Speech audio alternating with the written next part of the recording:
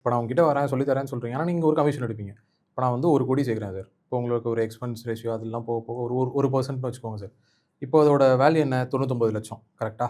இப்போ நான் கோடீஸ்வரனா, லட்சாதிபதியா? இப்போ நீங்க இல்ல, ஒரு இல்ல, இப்போ இல்ல. ஒரு இது 1,00,000 நான் தூக்கி உங்க கையில இல்ல, குடுத்துட்டு இல்ல. வரேன். அதுதான் சொல்றேன். இது வந்து என்னன்னா, நீங்க எப்படி புரிஞ்சுக்கிறீங்கன்னா, ம். ரூ. 1,00,00,000 நான் அப்படியே ரூ. 1,00,000 எடுத்துட்டேன். இப்ப ம். விட்டுடுங்க. இதெல்லாம் விட்டுடுங்க. ம். இன்னைக்கு ஒருத்தர் வந்து இன்ஜினியர் ஆறாரு. ம். டாக்டர் ஆறாரு. ம். ஓகேங்களா? ஓகே. இன்ஜினியரிங் டாக்டர் படிக்கிறதுக்கு 12 வருஷம் வந்து ஸ்கூல் படிக்கணுமா? ம். அது தவிர வந்து ஐஐடி போணுமா? ம். நீட் எக்ஸாம்லாம் போணுமா? ம். எந்த ஒரு அப்பாவாவது, எந்த ஒரு குழந்தையாவது, நான் இவ்வளவு ரூபா படிச்சேன், இவ்வளவு ரூபா ஆச்சு, அவ்வளவு ரூபா படிச்சதுனால தான் நான் இன்ஜினியரிங் காலேஜ்ல இவ்வளவு ரூபா சம்பாதிச்சேன்னு ஏன் யாருமே எதுவுமே சொல்லவே இல்ல. சொல்லணுமா வேண்டாமா? நான் என்ன சொல்றேன், ஸோ த பாயிண்ட் வந்து என்ன அப்படின்னு சொன்னதுன்னா, இந்த ரூ. 1,00,00,000 நான் சொல்றது வந்து net off all the taxes.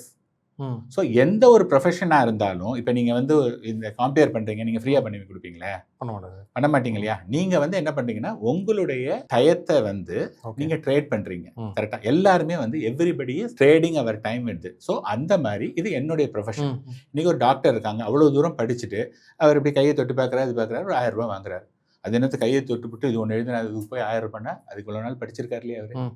புரியுதுங்களா? யாருமே டாக்டர் வந்து என்ட்ட தான் கன்சல்டேஷன் வாங்கணும்னு சொல்லல.